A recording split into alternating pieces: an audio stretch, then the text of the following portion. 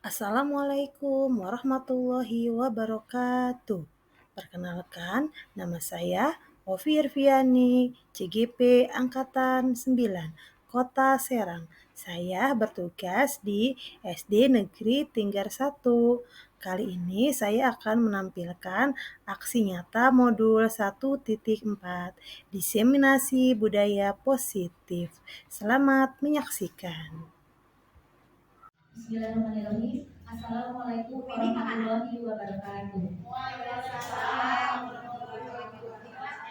Alhamdulillahirabbil alamin wa bihi nasta'in ala umuri dunya waddin. Wassalatu wassalamu ala asrofil anbiya'i wal mursalin walhamdulillahi rabbil alamin. Yang terhormat Ibu Kepala Sekolah SDN Tingkat 1, yang saya hormati Bapak dan Dewan Guru SDN Tingkat 1. Puji syukur, marilah kita panjatkan kehadirat Allah Subhanahu wa Ta'ala, di mana telah memberikan rahmat dan hidayahnya sehingga kita bisa berkumpul di tempat yang insya Allah dimuliakan ini. Sholawat serta salam marilah kita curahkan kepada baginda Nabi Muhammad.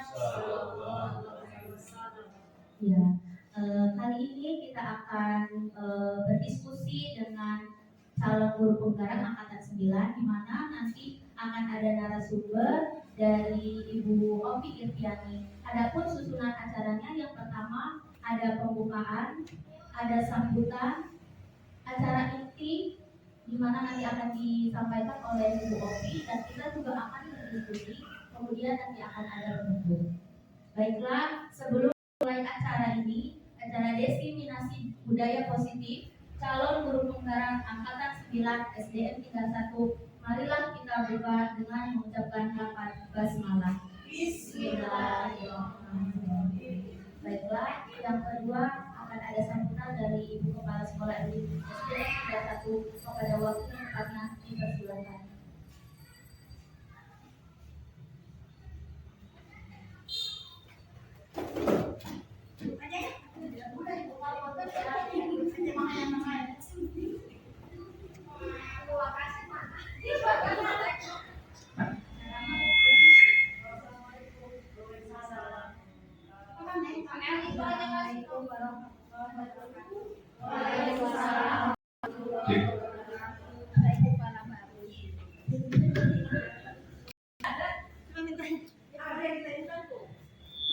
Alhamdulillah pada hari ini kita bisa berkumpul semua di dalam acara diseminasi budaya positif calon guru penggerak angkatan 9 di SDN Tingkat 1. Mudah-mudahan momen ini kita ambil sebagai realisasi kita nanti di aksi nyata PNM, ya, Bu ini, Bu Ovi, Bu Hati, dan guru-guru lain, supaya kita menjadi lebih semangat lagi dalam membuat aksi nyatanya.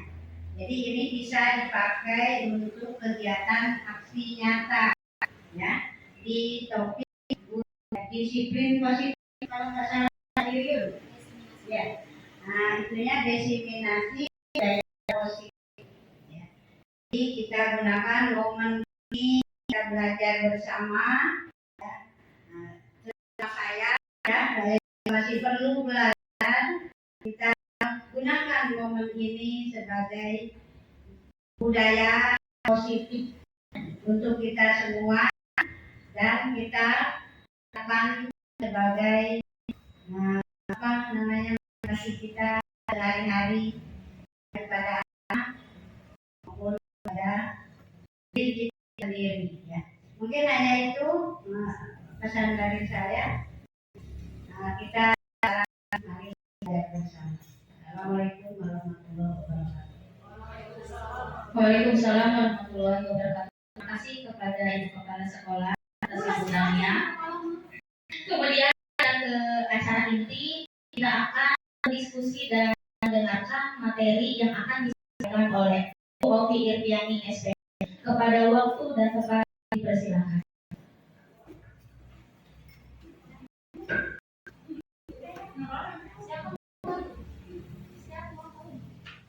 Bismillahirrahmanirrahim. Assalamualaikum warahmatullahi wabarakatuh.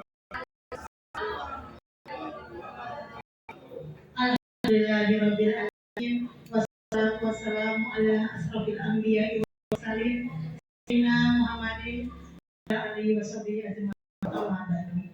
Yang terhormat kepala sekolah dan rekan guru SD. Alhamdulillahirabbil alamin. Puji syukur atas nikmat yang telah Allah berikan. Hari ini kita diberi kesempatan, berikan nikmat sehingga kita bisa berkumpul yang insya Allah di tempat yang dimuliakan oleh Allah. Marilah sama-sama kita belajar bersama dan kegiatan pada siang ini. Tidak lupa salat serta salam marilah limpah curahkan kepada junjungan Nabi kita Muhammad SAW serta pengikutnya hingga akhir zaman. Baik, Bapak dan Ibu, berdiri saya di sini bukan untuk mengajari Bapak dan guru semuanya, tapi di sini saya ingin berbagi pengalaman apa yang sudah saya dapatkan dalam pendidikan saya mengikuti pendidikan calon guru penggerak. Bapak dan Ibu hebat, marilah kita sama-sama akan mendefinisikan tentang budaya positif.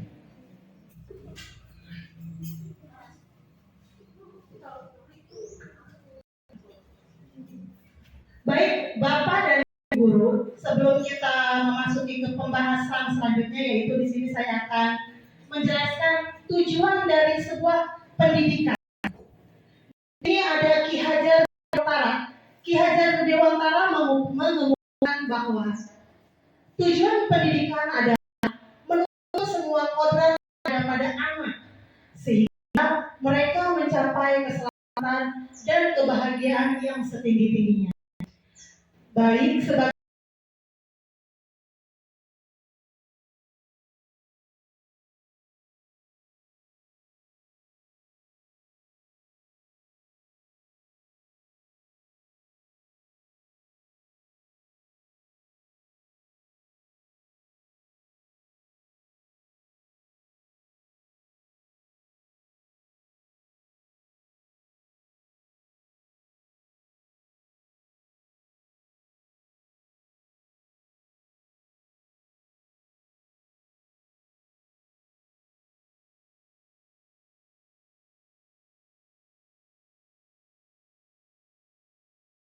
budaya positif merupakan sebuah pendekatan dirancang untuk mengembangkan menjadi pribadi bertanggung jawab, penuh semangat dan kritis serta segala memiliki.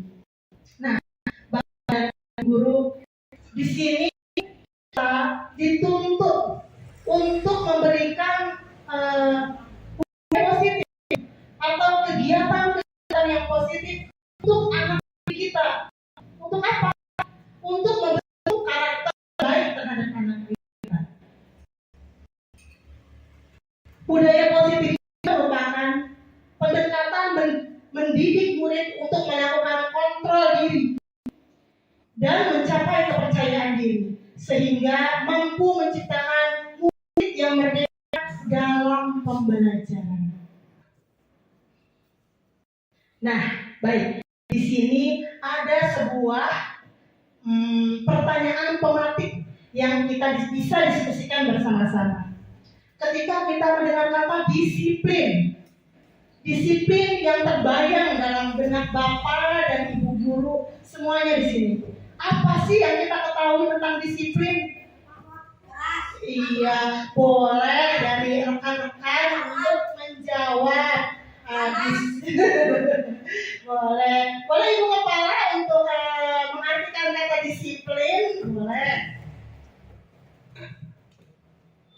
Ini versi anak-anak ya? Ya. Kalau menurut anak-anak nih yang saya dengar, disiplin itu identiknya dengan guru galak. Padahal saya selama menjadi guru belum pernah menghukum anak, baik berupa fisik, Jadi kalau anak tersebut tidak mengumpulkan PR, paling saya hukuman dari saya bukan berupa hukuman fisik, tapi anak tersebut disuruh mengerjakan PR-nya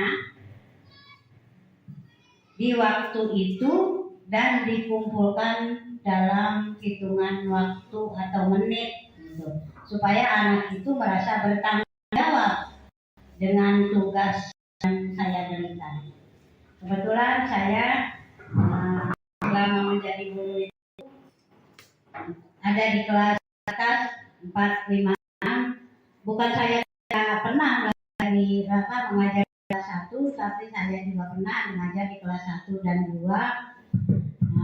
Tapi seringnya saya di kelas atas. Jadi untuk mendisiplinkan anak, kita jangan takut disebut galak.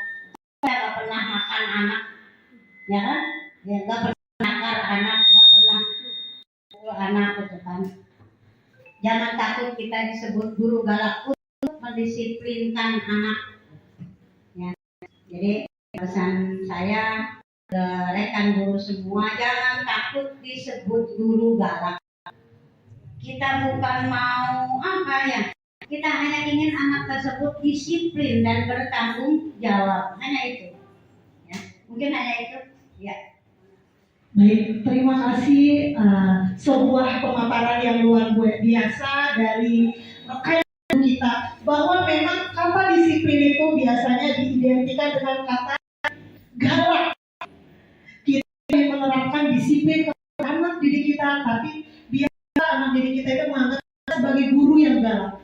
Padahal dari sisi kita membentuk disiplin itu, kita ingin membentuk karakter anak yang bertanggung jawab atas apa yang sudah diperintahkan, atas apa yang sudah menjadi peraturan oleh sekolah. Terima kasih kepada Ibu Ipa yang telah menyampaikan makna disiplin. Baik, Bapak dan Ibu guru, di sini ya, dalam budaya kita makna kata disiplin dimaknai menjadi sesuatu yang dilakukan seseorang pada orang lain untuk mendapatkan kepatuhan. Kita cenderung menghubungkan kata disiplin dengan kata ketidaknyamanan. Seperti yang sudah rekan guru jelaskan, bahwa disiplin kita untuk menuntut kita untuk patuh terhadap peraturan, sehingga apabila itu dipaksakan maka timbul rasa ketidaknyamanan. Kita harus patuh terhadap peraturan, datang tepat waktu. Kita dituntut untuk datang tepat waktu, sehingga timbul rasa tidak nyaman. Anak-anak didik kita dituntut untuk bertanggung jawab atas tugas yang diberikan oleh guru, dan itu akan menimbulkan ketidaknyamanan. Maka dari itu timbullah disiplin diri.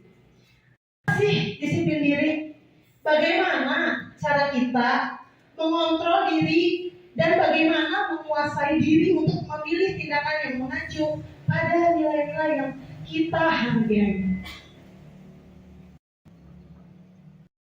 Nah, biasanya seseorang melakukan tindakan itu ada motivasinya. Motivasi perilaku manusia yaitu alasan yang mendasari sikap dan perilaku manusia. Yang pertama yaitu seseorang melakukan suatu tindakan itu karena ingin menghindari ketidaknyamanan atau hukuman. Contoh halnya seperti anak-anak datang tepat waktu itu karena apa? Karena menghindari supaya dia tidak ditegur oleh guru. Atau anak-anak di sini tanggung jawab mengerjakan tugas bukan karena kesadaran dari diri sendiri, tapi untuk apa? Karena menghindari hukuman dari guru.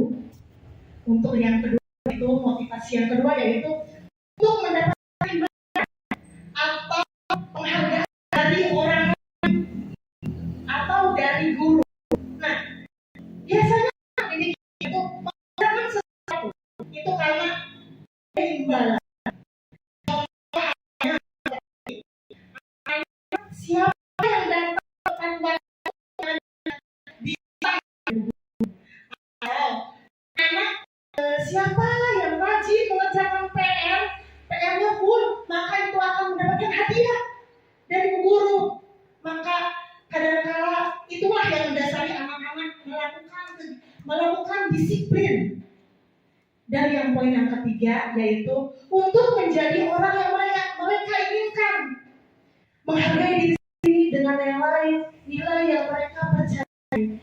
Poin yang ketiga ini yaitu poin yang diinginkan seorang guru, bahwa ketika melakukan sesuatu, ketika anak disiplin, ketika anak jauh, itu bukan karena dia ingin dihukum, bukan karena dia ingin mendapatkan penghargaan, tapi itu karena timbul dari kesadaran diri sendiri bahwa saya ingin menjadi lebih baik.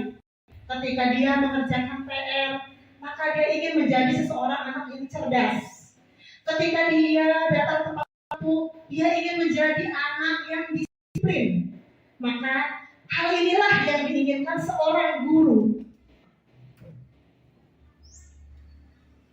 Baik, Bapak dan guru dalam menjalankan peraturan, bila mana ada suatu pelanggaran atau tindakan terhadap suatu pelanggaran, pada umumnya berbentuk. Biasanya jika ada pelanggaran itu atau anak berbuat kesalahan, ada 3 poin yang kita lakukan. Yang pertama yaitu hukuman. Hukuman itu bersifat tidak terencana atau tiba-tiba. Seperti halnya ketika anak-anak membuang sampah sembarangan di kelas. Maka kadang-kadang kita dengan spontan marah terhadap anak tersebut. Dara, kenapa kamu buang sampah sembarangan? Silakan, buang sampah itu ke tempat sampah. Silakan, bersihkan kelas. Itu spontan. Sekarang kita memarahi anak. Poin yang kedua juga sama, konsekuensi. Sudah terencana atau sudah disepakati, tetapi tetap dilanggar oleh anak-anak. Dan untuk poin yang ketiga yaitu restitusi, mana proses menciptakan kondisi bagi murid untuk memperbaiki kesalahan mereka, sehingga mereka bisa kembali pada kelompok mereka dengan karakter yang lebih kuat. Maka poin yang ketiga ini adalah poin yang seharusnya dilakukan oleh seorang guru. Seperti apa sih contohnya? Seperti contohnya ketika kita menemukan anak yang tidak mengerjakan PR, atau contohnya seperti ketika anak sekarang banyak kasus bullying ya, di kelas banyak anak-anak yang menghina temannya. Si anak gede, si anak hitam, itu sudah termasuk bullying. Nah, kalau kita banyak sudah marah memerintah yang berada, tetapi dalam poin ini kita melakukan beberapa pertama itu anak-anak kesalahan mengenainya, anak tersebut kita panggil. Nah, di jam istirahat guru ya kita ngobrol. Nah, ketika kita ngobrol,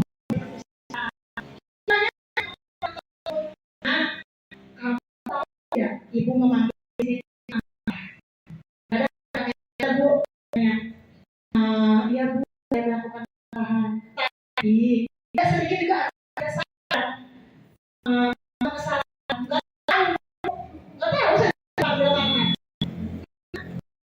Setelah kita melakukan itu, kita tanya kepada alasan tersebut dan itu kenapa?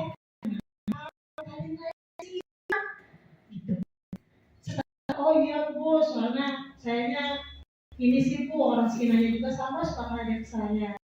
Nah baik, nah aku tahu kamu masih anak kecil. Setiap anak kecil itu pasti melakukan kesalahan, tetapi hal itu tidak baik. Nah, coba kira-kira kesalahan kamu itu sudah sesuai tidak sih sama keyakinan kelas yang sudah kita buat? Tidak bu. Nah baik, kamu sudah melakukan kesalahan. Kira-kira kamu ingin tidak sih memperbaiki kesalahan kamu? Biasanya namanya anak-anak bu ya, kalau di depan gurunya itu, baik bu, saya akan memperbaiki kesalahan bu, walaupun ujung-ujungnya akan melakukan kesalahan lagi. Tapi setidaknya kita sudah mencoba menerapkan restitusi, menanyakan alasan, menanyakan akan memperbaiki atau tidak. Dengan cara apa memperbaikinya? Tidak buang sampah sembarangan, Bu. Dengan tidak mengejek teman lagi, Bu. Saya janji, Bu, tidak akan memukul teman lagi. Nah, itu adalah bagian dari kegiatan restitusi. Nah, tahapan untuk memudahkan guru dalam melakukan proses restitusi perlu dibentuk keyakinan kelas. Maka membuat keyakinan seperti ini. Ketika melakukan kesalahan, kita bisa menanyakan kembali kepada anak didik kita. Kamu sudah meledek teman, kamu mengerjakan PR, kamu membuang sampah sembarangan. Itu sudah sesuai tidak sih dengan keyakinan kelas? Nah, itu jadi bisa dipertanyakan kepada anak didik kita. Nah, sekarang saya ada 2 pertanyaan yang kita diskusikan bersama-sama. Yang pertama yaitu, mengapa kita memiliki peraturan tentang penggunaan helm pada saat mengendarai kendaraan roda 2 atau motor? Biasanya kenapa kita memakai helm? Karena apa? Supaya apa? Tidak ditilang. Terus supaya apa lagi? Untuk keamanan. Baik. Supaya aman ya. Nah, untuk pertanyaan kedua, mengapa kita memiliki peraturan tentang menggunakan masker dan mencuci tangan setiap saat? Kenapa kita perlu cuci tangan dan memakai masker? Untuk kesehatan. Ya, baik.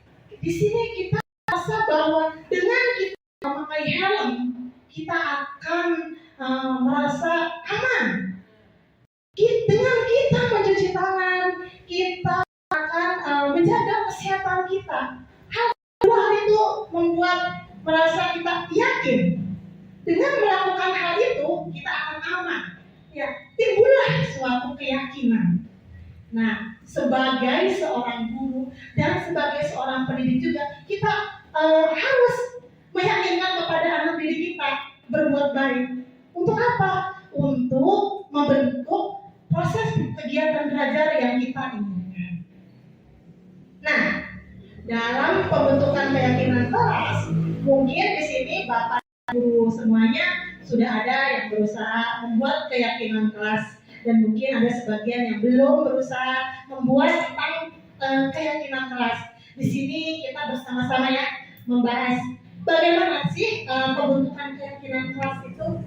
Yang pertama yaitu keyakinan kelas itu berupa pernyataan yang masih universal, masih menyeluruh, seperti tidak membuang sampah sembarangan, seperti tidak merokok, masih bersifat universal.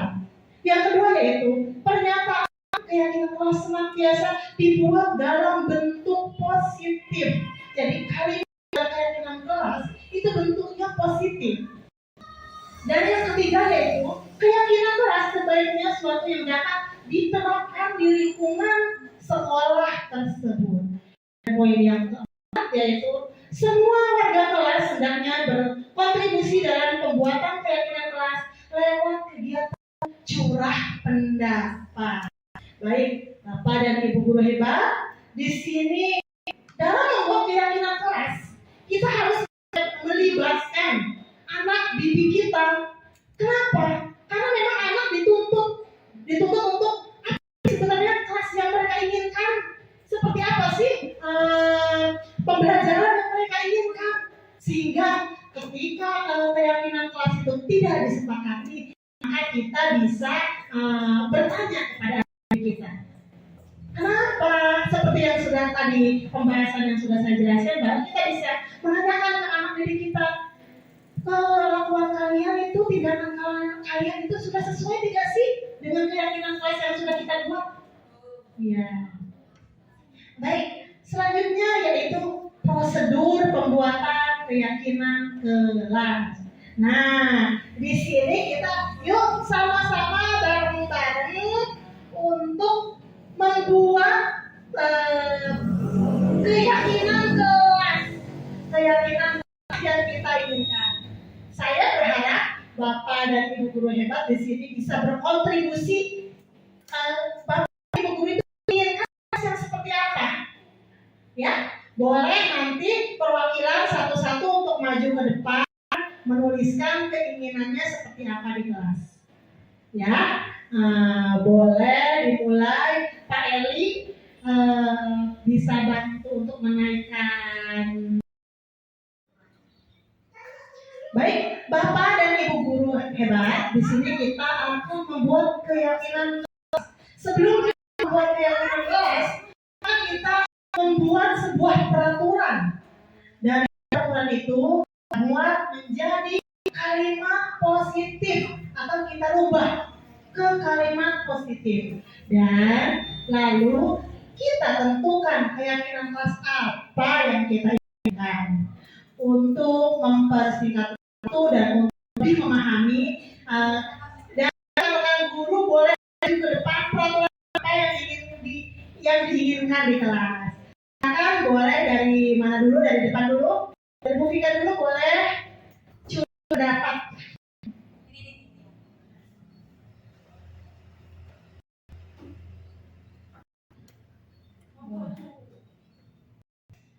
Apa ya peraturannya?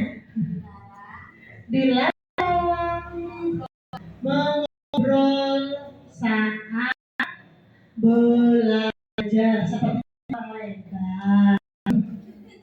Yang kedua boleh dari Bu Iu, silakan. Oh.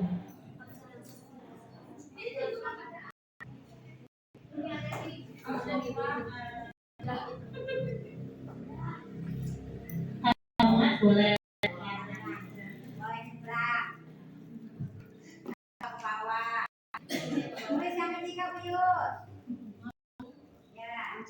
Untuk Bu Ipa dan Bu Ma diwakilkan. Ibu nih. Dilarang jajan. Dilarang jajan pada saat Belajar.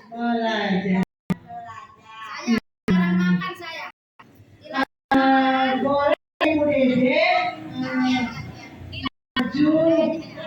Dilarang makan tulis. Ya makannya dalam waktu belajar. Kan enak banget belajar. Ya, betul. Dilarang makan. Dilarang makan saat belajar. Boleh. Ya, dari Bu Eha boleh maju. Tulis di depan gantian biar muka saya terlihat.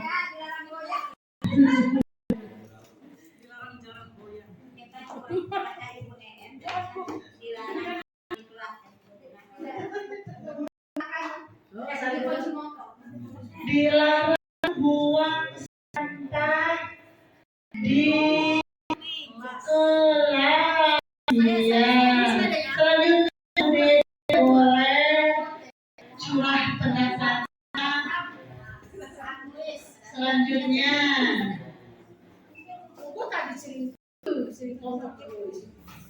dilarang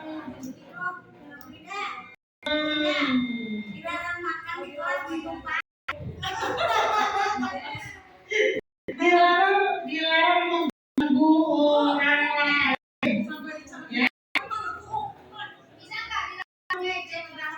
Boleh dilarang mengejek orang tua. Dilarang berantem di kelas. Sepertinya kalau berantem di kelas boleh, di luar kelas tidak boleh. Iya. Di sekolah, iya benar di sekolah. Nanti kalau di lapangan mau boleh.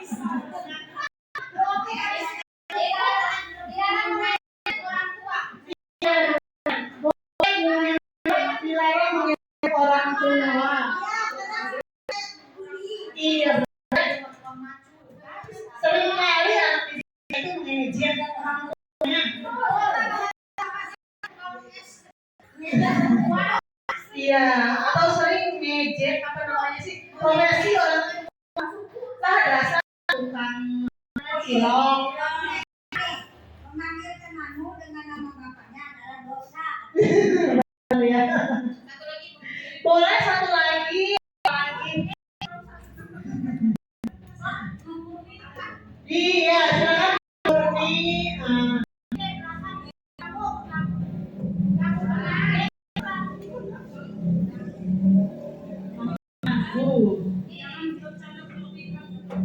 Iya.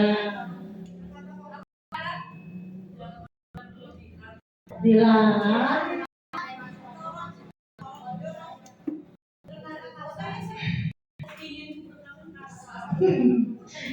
Iya. Iya, sebenarnya keinginan kita itu, larangan-larangan kita perempuan itu sebenarnya banyak yang ingin kita tuangkan. Canda berlebihan. Dilarang bercanda berlebihan. Baik Bapak dan Ibu guru semuanya, ada peraturan yang sudah kita buat, curah pendapat dari rekan-rekan semuanya. Yang pertama yaitu dilarang mengobrol saat belajar. Biasanya anak-anak lagi belajar, masa sudah selesai ngobrol, atau ada yang belum selesai ngobrol juga. Yang kedua yaitu dilarang berkata kasar. Itu semua nama yang ada di kebun binatang disebutin. Semua kebun binatang disebutin. Yang ketiga yaitu dilarang jajan saat belajar. Kita juga masih banyak menemui anak-anak lagi belajar jajan, Bu, sayanya haus, Bu, sayanya lapar, Bu. Sering kita temuin hal yang kayak gitu. Yang ketiga yaitu yang dilarang makan saat belajar. Sambil nulis, sambil makan mie, sambil sambil nyedot akhirnya yang kelima dilarang buang sampah di kelas. Ini juga masih kita menemui anak-anak didik kita itu membuang sampah di kolong meja atau nyantolin sisa es di tembok yang ada pakunya, padahal itu bukan nyantolin es itu. Selanjutnya yaitu dilarang mengganggu orang lain.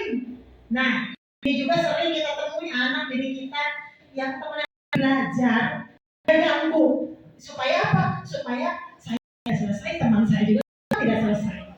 Lalu selanjutnya yaitu dilarang berantem di sekolah. Ya, mau di kelas, di lapangan, dilarang. Yang kedua yaitu dilarang mengejek orang tua. Sering juga kita temui anak jadi kita ngejek orang tua, lah dasar anaknya pada hasim, atau juga mengejek fisik, lah dasar si hitam, si gendut, si pendek, ya si bongbong. Sering kita temuin hal-hal tersebut. Selanjutnya itu dilarang bercanda berlebihan. Bercanda pertama toel, ada sakit akhirnya jorok-jorokan, tonjok-tonjokan, terjadi atraksi di lapangan atau di kelas.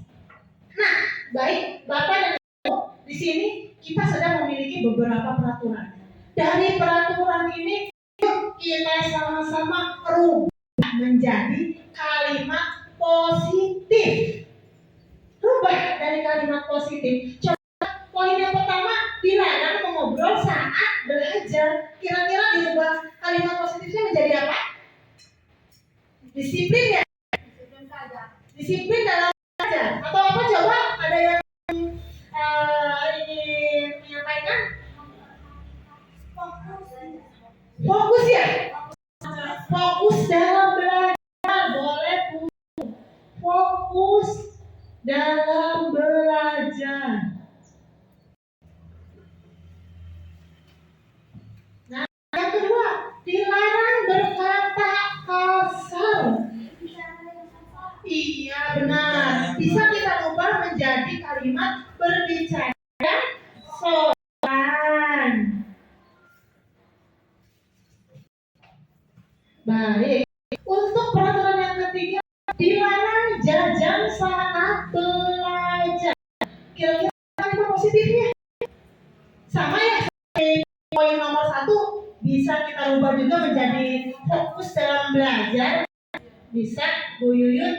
Jajan pada saat istirahat. Jajan pada waktunya. Boleh, kita ubah dulu yuk. Kebiasaan jajan Gitu boleh. Ya kita tulis dulu bersama-sama. Biasa. Biasanya harusnya biasakan membawa bekal selalu sama. Biasakan membawa bekal.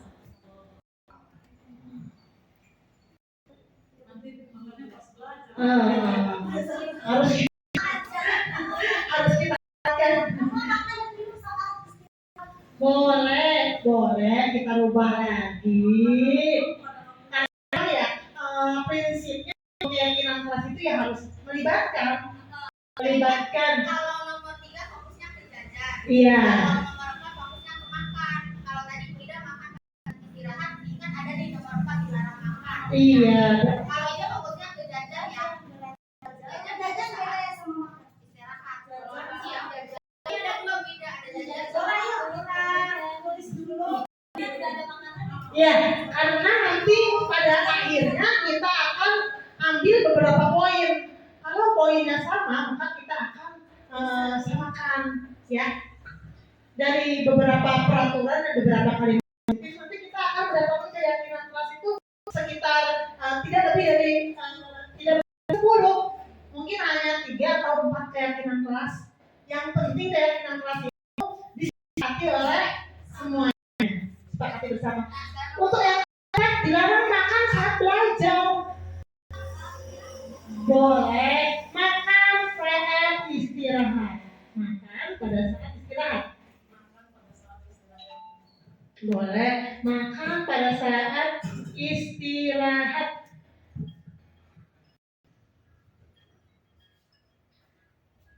Poin yang kelima yaitu dilarang buang sampah di kelas. Membuang sampah pada tempatnya. Buanglah sampah pada tempatnya.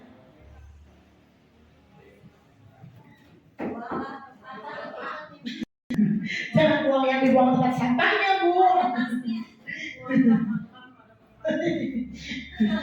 Selanjutnya yaitu yang keenam, dilarang mengganggu orang lain. Nah, apa kalimat positifnya? Saling menghormati, benar. Saling menghormati antar teman.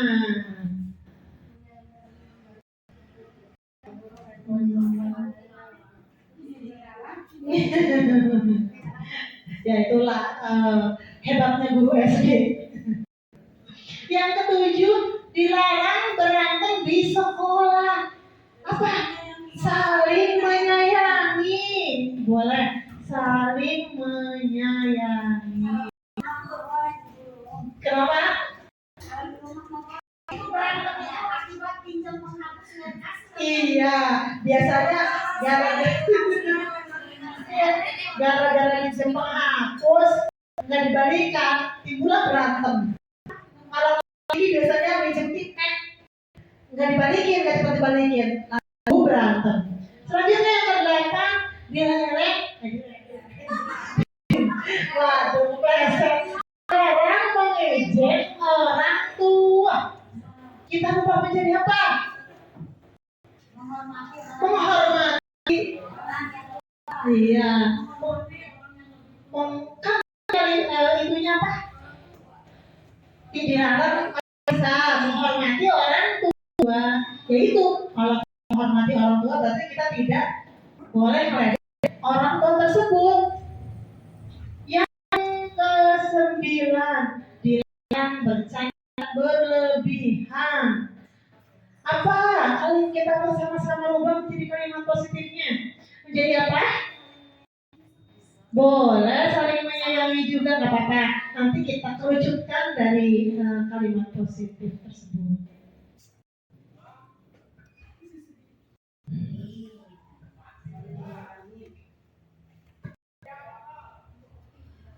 Baik. Nah, dari peraturan ini kita sudah berusaha membuat, kita ubah menjadi kalimat positif. Yang pertama kalimat positifnya yaitu fokus dalam belajar. Yang kedua, berbicara dengan sopan. Ketiga, jajan pada saat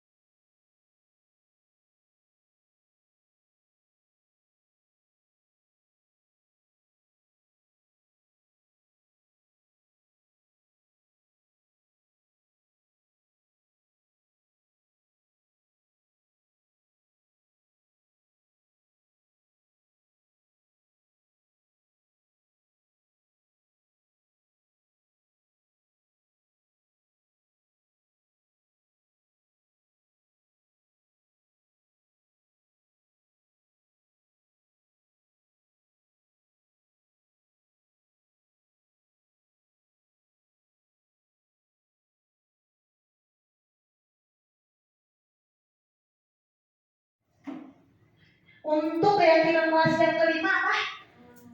Saling menghormati dan menyayangi ya. Saling menghormati dan menyayangi. Boleh digabung Bu? Saling menghormati dan menyayangi.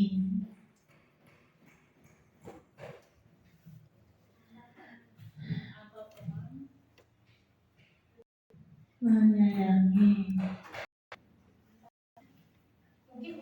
Umum aja supaya menyeluruh ya. Baik, Bapak dan Ibu semuanya, jadi kita sudah berusaha membuat keyakinan kelas. Yang pertama, keyakinan kelas yang pertama yaitu fokus dalam belajar. Kita mengharapkan anak didik kita itu fokus dalam belajar, tidak jalan-jalan, tidak mengganggu teman. Maka itu kita simpulkan menjadi fokus dalam belajar. Untuk yang kedua yaitu berbicara dengan sopan. Pada poin berbicara dengan sopan ini yaitu anak-anak itu dilarang untuk berkata semua kebun binatang di bawah, dilarang ngejek temannya. Itu maka kita ambil satu keyakinan kelas berbicara dengan sopan. Poin yang ketiga yaitu makan pada waktu istirahat. Nah, jika anak-anak membawa bekal, maka itu dimakan pada waktu yang telah ditentukan. Poin yang keempat yaitu membuang sampah pada tempatnya. Dan poin yang kelima yaitu saling menghormati dan menyayangi. Saling menghormati dan menyayangi ini bentuknya masih sengaja dibuat seperti ini supaya lebih menyeluruh, menyayangi teman, menyayangi guru, dan menghormati guru juga, dan orang tua. Baik, Bapak dan Ibu, inilah proses kita dalam membuat keyakinan kelas. Perlu ditekankan sekali lagi, dalam membuat keyakinan kelas itu kita buat dulu peraturan-peraturan yang ada di kelas seperti apa. Lalu rubah peraturan-peraturan tersebut menjadi sebuah kalimat positif. Dan yang ketiga yaitu rubah dari kalimat positif itu tarik kesimpulan, yaitu tentang keyakinan kelas kita kerucutkan. Dari rangkaian pemaparan yang sudah disampaikan, ada yang ingin memberikan tanggapan. Boleh dari rekan perwakilan untuk memberikan tanggapan. Umar, Bu Masina.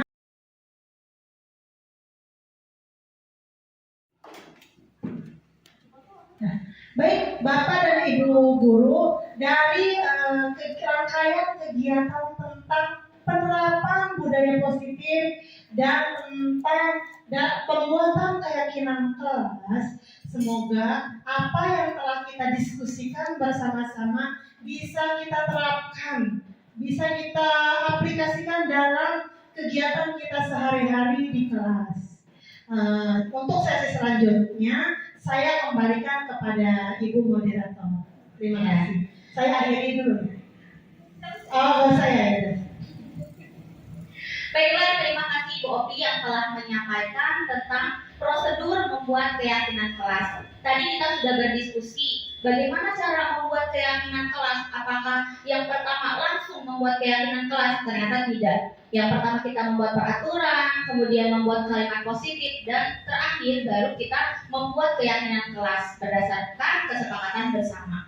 Nah, untuk itu, apakah Bapak dan Ibu guru di kelas ada kendala dalam menerapkan budaya positif di kelas?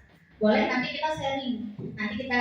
Sharing bagaimana cara menemukan solusi dari kendala-kendala Bapak dan Ibu di kelas. Baik, apakah ada yang mau berbagi? Ya, silakan yang mau berbagi, boleh kita sama-sama di sini. Di sini tujuannya diskusi ya. Ada untuk di kelas rendah mengatasi tadi yang terbaik itu kan menurut sekarang awalnya apakah Ibu seperti apa kelas rendah itu? Awalnya dari pinjam penghapus awalnya. Terus dia sama bulat sampai siring tonjok. Solusi Bu Guru yang terbaik itu apakah dihukum seperti apa? Solusi terbaik sekarang ini. Apakah dia dikasih penghapus? Saya tadi coba dibeli penghapus, malah dilempar, dia tidak mau, malah sampai gulet. Jadi solusi guru itu kita udah sabar. Nih, tak ibu kasih penghapus, kamu jangan gulet. Bu gurunya duduk di kursi, tonjok sampai gulet, pusing. Mana cara mengatasi anak seperti itu? Udah mungkin itu curhat ini, pusing kejadiannya tadi. Ya, terima kasih kepada Bu Masina. Kendala di kelas 1 ya. Akan ya, kita berdiskusi nanti bersama Ibu Ovi. Silakan Bu Ovi. Ibu ya, udah gak asing lagi kita mendapati masalah seperti itu untuk di kelas. Tidak bawa penghapus, dipinjemin, memang penghapus. Sudah dikembalikan penghapusnya. Akhirnya saling ribut. Gimana? Tanya supaya sebagai yang jelas dulu.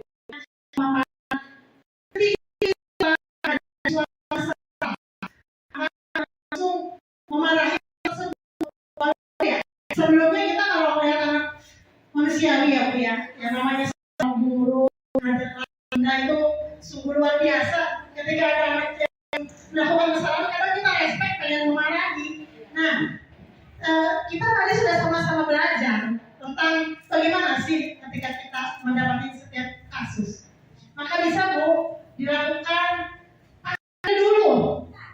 Ya, ada segitiga restitusi itu bahwa kita panggil dulu anak tersebut. Nah, nanti pulang sekolah Bu Guru mau ngobrol ya sama Ardan lah, contoh Ardan namanya.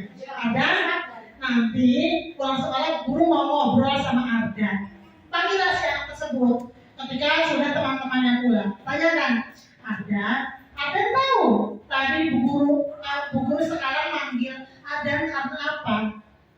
Biasanya Bu, anak-anak itu ya itu ada yang langsung jawab, iya Bu, soalnya tadi saya nakal. Nah, tidak jarang juga anaknya nggak tahu Bu, tidak merasa melakukan kesalahan. Nah, untuk anak yang merasa, iya Bu, tadi saya gulet sama si Raska Bu, soalnya si Raskanya marah-marah sama saya. Nah, kita panggil. Lalu setelah kita panggil, kita ngapain lagi? Kita tanyakan, kenapa kamu berantem?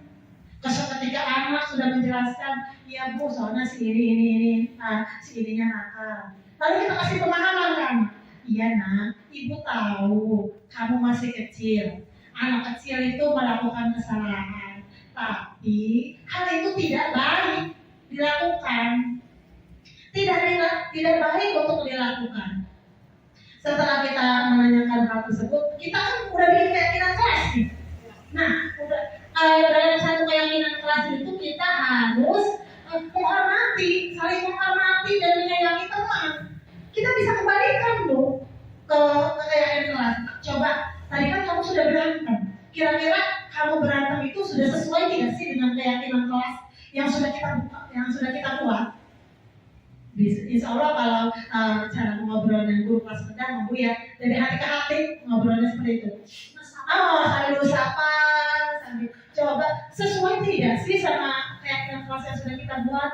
Insya Allah sih Bu, anak itu akan menjawab tidak sesuai Bu. Maka kamu tanyakan kembali, kira-kira apa yang harus kamu lakukan? Apa yang harus kamu perbaiki? Tanyakan ke anak didik kita. Maka anak tersebut insya Allah anak juga akan baik Bu, saya tidak akan seperti itu lagi. Biasanya anak didik kita akan berbicara seperti itu. Walaupun pada kenyataannya kadang-kadang tetap Bu diulangi. Tetap diulangi lagi seperti itu. Tapi kita sudah berusaha. Mudah-mudahan dengan pembiasaan kita dekat dengan anak, tidak langsung memarahi anak, mudah-mudahan itu akan membuat si anak, oh iya ya, Bu Guru kan marah itu karena sayang. Mudah-mudahan kita seperti itu akan merubah anak didik kita. Maka dari itu, nah hebatnya guru SD itu kayak gitu, Bu. Harus dituntut sabar, dituntut untuk mengayomi anak. Seperti itu. Baik, dari rekan-rekan boleh memberikan tanggapannya atas kasus yang dialami oleh rekan kita. Apa sudah cukup? Apa ada yang menanggapi? Sudah cukup. Semoga kita sama-sama bisa memperbaiki ya Bu ya. Ketika anak melakukan kesalahan, kita perbaiki cara penyelesaian masalah kita. Baik, dari rekan-rekan guru di sini juga ada yang ingin berbagi pengalamannya dalam menerapkan budaya positif. Seperti apa sih penerapan budaya positif yang sudah dilakukan di kelasnya? Boleh? Ada yang ingin berbagi? Semangat. Kayaknya biar gak ngantuk kita nyanyi Bu. Ada yang apa lagu? Tangan ke atas, menggapai kita. Tangan ke samping, burung yang terbang. Tangan ke depan, ikan berenang. Duduk yang rapi, siap belajar. Belajar Bu, kita sama-sama belajar. Belum berdoa. Kalau berdoa nanti itu. Lagi ya, saya tidak ngantuk. Boleh yang semangat sambil berdiri. Kalau yang ibu apa duduk aja, yang kakinya sakit, dia berdiri bareng-bareng. Boleh sambil sahur ya. Boleh sambil sahur. Boleh dikondisikan shotnya. Kita goyang-goyang badannya biar. Apa? Lagi bullying boleh.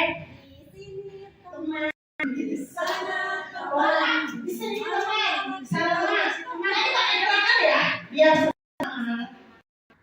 Di sini kopi, di sana es, di sana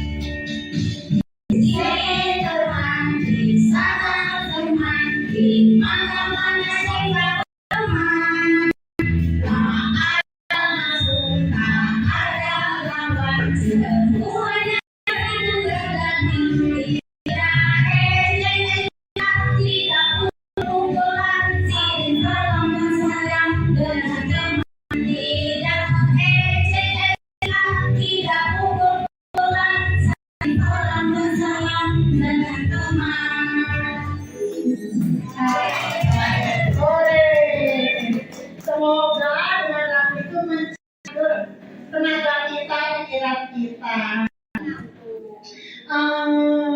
Baik. Masih ada yang ingin curah pendapat? Satu lagi ya?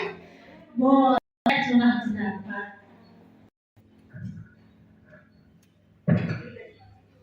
Assalamualaikum warahmatullahi wabarakatuh. Terkait tadi yang kegiatan kelas, itu kan nomor satu ada fokus dalam belajar. Tapi banyak ketika sudah dibuat keyakinan kelas ya masih ada aja beberapa anak yang melanggar lainnya. Nah, dalam kasus fokus dalam belajar ini misalnya ada salah satu anak yang memang sangat sulit atau mengalami kesulitan dalam fokus belajar. Tadi kan ada beberapa cara juga yang sudah dijelaskan oleh Bu Opi ya tadi. Yang terakhir itu ada restitusi ya, kita memanggil anak alasannya dia tidak fokus dalam belajar dan lain sebagainya. Tetapi ternyata kita sudah melakukan ketiga cara itu belum memberi efek sama anak tersebut. Bagaimana solusi baiknya ketika kita sudah melakukan 3 langkah tadi? Apakah kita harus melibatkan peran orang tua di sini atau bersama rekan sejawat misalnya yang lain sebagainya? Terima kasih. Ya, terima kasih Bu Ida. Pertanyaan yang sungguh luar biasa ya. Bagaimana sih ketika kita sudah berusaha menerapkan restitusi, segitiga restitusi, di mana kita sudah menanyakan alasan, menanyakan perbaikan yang harus dilakukan. Nah, masih saja siswa seperti itu. Apa sih yang perlu kita lakukan? Nah, bisa dicoba ya. Kita diskusikan dengan rekan sejawat atau dengan guru sebelumnya. Kita tanyakan dulu ke rekan sejawat atau rekan guru sebelumnya, Bu, si A ini waktu belajar di kelas 2 seperti apa ya? Tanyakan nama guru tersebut. Nanti guru tersebut akan mengatakan, si Eta mah tukang gula di kelasnya, gulat aja gulat, katanya tuh ya, gulat aja. Nah, kita sama-sama cari solusi, Bu, gimana ya biar anak itu nurut. Nah, makanya pentingnya sebuah pendekatan dengan anak. Penting banget pendekatan dengan anak. Jangan pernah bosan. Jangan pernah bosan untuk mengingatkan anak. Kita rangkul. Dulu saya pernah punya kasus Ferdi. Mungkin masih pada ingat ya. Ferdi, Bun.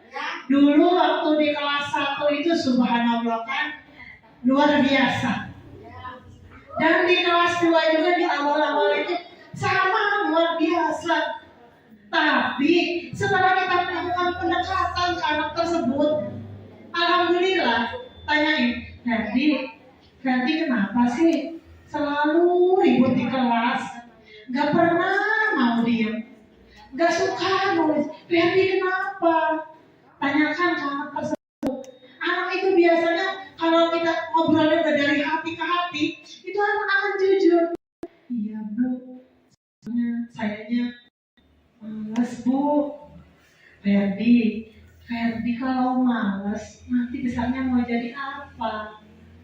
Ferdi mau nantinya besarnya ngamen atau nggak punya pekerjaan. Nah, dari hati kita ngobrolnya, libatkan. Sebenarnya Ferdi itu kalau udah besar pengen jadi apa? Bu, saya mau pengen jadi polisi. Nah, Ferdi pengen jadi polisi, tapi Ferdi di kelasnya gak mau belajar. Kira-kira kalau jadi polisi bisa gak sih kalau gak belajar? Pasti itu akan jawab juga, iya Bu gak bisa. Nah Ferdi, mulai sekarang Ferdi belajar ya yang benar. Belajar yang benar, belajar yang fokus. Ya Ferdi ya. Nah, coba kita sering ajak komunikasi kepada anak tersebut. Memang nggak bakal bisa langsung berubah. Besoknya langsung berulang, enggak. Itu pasti besoknya masih berulang. Jangan lagi ingetin lagi. Lalu selanjutnya setelah sudah berdiskusi dengan guru sebelumnya, kita ngobrol sama orang tuanya. Panggil orang tuanya datang ke sekolah. Kita tanyakan, Bu, hari si Ferdi itu di rumahnya kayak gimana sih Bu? Ibu, pengen belajar kok, nggak mau belajar. Kenapa ya Bu? Atau mungkin ibunya nggak ngajarin, nyuruh belajar, tapi cuma nyuruh, tidak didampingi. Sedangkan yang namanya anak, apalagi anak kelas rendah Bu, karena saya juga punya anak kecil, kelas rendah. Kalau belajar harus didampingi sama anak tersebut. Yuk belajar, nah yuk, coba tadi di sekolah belajar apa? Yuk belajar bareng. Kalau nggak punya buku, pinjam buku di sekolah atau beli buku online. Nah, ketika anak sudah dekat dengan orang tuanya, itu akan lebih merasa, oh iya ya, saya ini keberadaan saya dianggap. Nah, kita sudah diskusi sama orang tuanya. Nanti Bu, tolong ya sama-sama ngebimbing. Ibu ngebimbing di rumah, bukan cuma nyuruh belajar, dampingi anak itu belajar. Dampingi bersama-sama. Insya Allah kalau kita udah usaha seperti itu, mudah-mudahan dengan kita diskusi dengan rekan sejawat, diskusi dengan orang tua, mudah-mudahan apa yang kita lakukan itu anak bisa menyerap, anak bisa berubah. Dan alhamdulillah waktu di pertengahan kelas 2 Bu sekarang Ferdi alhamdulillah sudah mau nulis dan sudah bisa baca. Dan satu lagi saya punya murid yang namanya Eldi. Waktu pertama kali masuk ke kelas 2 itu nangis disuruh nulis. Bu, kok nulisnya banyak? Ya, Bu Mar. Nangis itu Bu. Setelah kita kasih pemahaman, nah, Ibu tuh nyuruh kamu belajar, nyuruh kamu nulis biar kamu membaca, dibaca, tulis. Kalau ketika anak sudah menulis itu akan dibaca tulisannya. Nah, kasih pengertian ke anak. Mudah-mudahan dengan kita selalu memberikan pengertian ke anak itu akan membiasakan anak. Oh iya, ternyata bu guru saya marah itu karena bu guru saya. Jangan pernah bosan bu ngomong kayak gitu. Karena bu guru marah karena saya.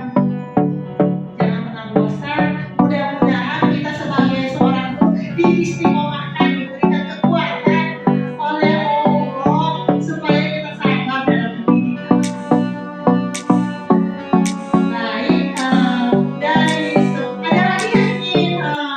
Bercerita, nanti kita solusi Bu. Ingat, saya di sini berdiri bukan untuk apa yang katanya mengajari burung terbang, bukan. Tetapi saya di sini berdiri untuk kita sama-sama sharing.